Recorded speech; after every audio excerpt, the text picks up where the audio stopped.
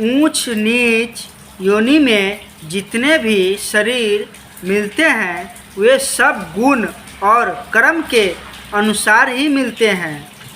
गुण और कर्म अनुसार ही मनुष्य का जन्म होता है, अर्थात पूर्व जन्म में मनुष्य के जैसे गुण थे और उसने जैसा कर्म किए थे उनके अनुसार ही उसका जन्म होता है।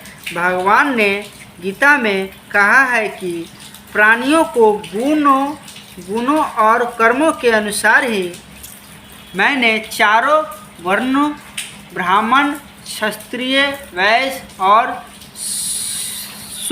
शूद्र की रचना की हूँ।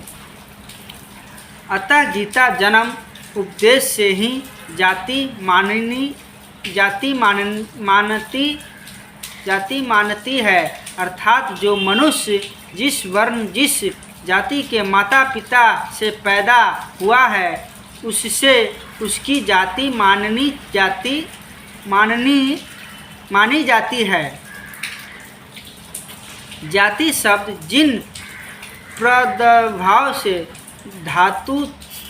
धातु से बनता है इसीलिए जन्म से ही जाति मानी जाती है, कर्म से नहीं।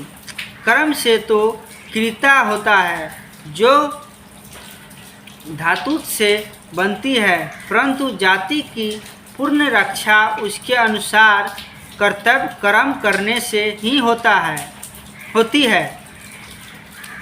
भगवान ने जन्म के अनुसार ही कर्म का विभाग किया है। मनुष्य जिस वर्ण जाति में जन्म है और शास्त्रों उस वर्ण के लिए जिन कर्मों का विधान किया है ये कर्म उस वर्ण के लिए स्वधर्म है और उन्हीं कर्म का जिस वर्ण के लिए निरेशन धन किया है उस वर्ण के लिए वे कर्म परम धर्म है।